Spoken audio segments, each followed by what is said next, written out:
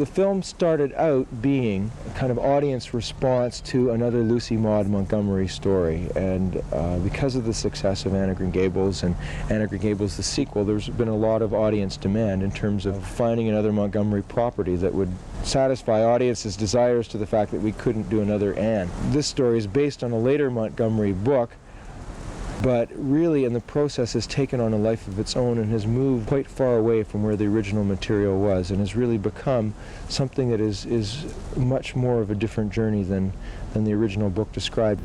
The story is about a girl growing up. That's the center of it, about finding out, discovering her own strength and her own power. And the main plot line, her parents have been separated since she was very, very small, and she contrives to bring them back together. It's about family and longing for family, and it's got a slight sadness to it. First of all, I loved the script.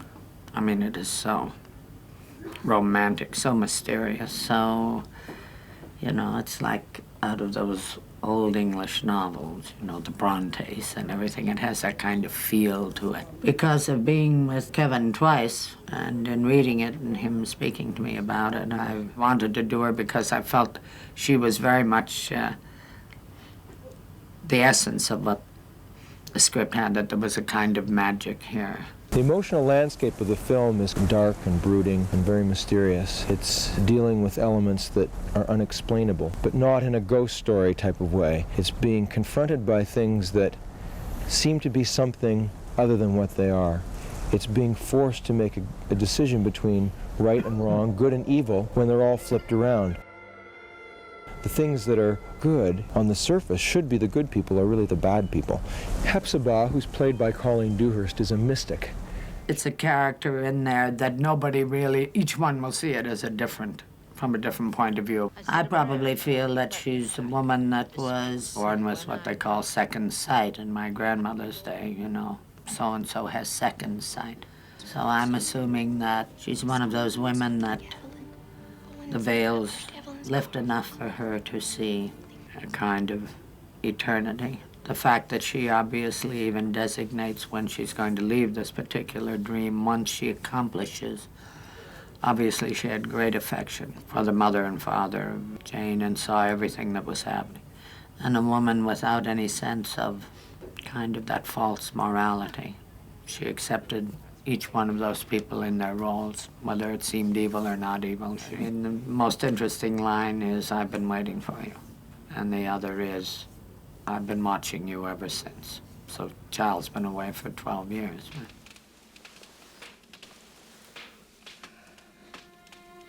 What is it, child? Did they really not want me? I told you I was there the night you were born. I've been watching you all your life. Your mother and dad were the happiest couple on all the island. Why didn't they stay together? It wasn't for lack of love, that's for sure. The character from the beginning didn't seem strange to me. Do you know what I mean? It didn't seem unusual. It didn't seem, you know, once in a while you'll do something and the character seems way out there, way distant. You're trying to catch up with that character. And there are others that you just kind of let her be. There was something going that was not necessarily within the hands of the characters to determine, but within the hands of fate to determine. Between wanting to work with Kevin again and liking the script and also liking the woman, that she seemed to be not a symbol, but kind of that turnstile that telegraphs. She's like a seer. She's bringing people together. She's a connecting piece from the world beyond to this world, and yet she's very much a human being. She's a woman who spins and weaves and who's kind of the earth in many ways.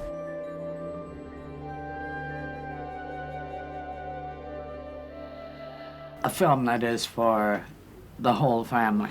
It won't be a film that reminds them of any theme that they've seen before, but in mood it will remind them of what the great novelist did in the old English romantic and mysterious novels, that kind of thing, and the children that are involved. and what they see through the children's eye, what they see, what their dreams are, and what a child can, through its own strength, accomplish.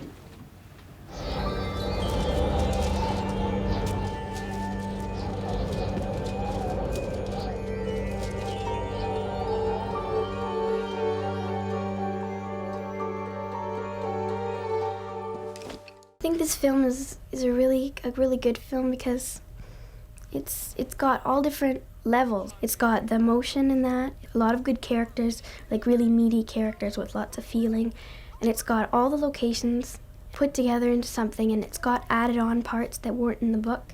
I think it's going to be a really great movie because it's different. It's not just on one line. It's not all horror or whatever. It's not all ghosts. It's got a little bit of everything, and I think it's going to turn out to be a great movie. She and her mother are the skeletons in our closet. You're just as vulgar as your friends. How typical of someone whose mother and father don't live together. Of course they don't. My father's dead. No, he's not. He's alive. That's not true. He died when I was a baby. Grandmother says you take after your father. It isn't any wonder Aunt Robin left him. That's a lie. Apparently, he lives out on some island in the Maritimes. Andrew Stewart has a perfectly legal right to see his own daughter whenever he wishes. Why do you want to take her back there? I can't keep a child cooped up in my apartment. I've decided to open up Lantern Hill. I want Jane to live with me there. It doesn't matter what you've been told about me. I felt you needed to make up your own mind. You've got this place looking exactly as I remember it. Do you remember this place, Jane? Your father and mother fell in love, hook, line, and sinker. Don't you see? Show the letter to your father. He's ready to see what Irene has done. You hid the letter so she'd believe Dad still loved Evelyn. Your mother left him of her own choice. She's quite happy the way she is. Is she? Haven't you done enough, turning my brother and Lillian against me? Tell me why you can't marry Lillian. She's a good woman and an old friend, but I could never marry her because... Because why? I'm still in love with your mother. Get on the phone and tell her. I love you. I want you to come back. I was talking to my husband, and you cut me off. I'm only trying to protect you, my dear. You tried for years to make me believe that he didn't love me. This is pointless, Jane. Dad, please wait. It's foolish, sweetheart. She's not coming. Heather.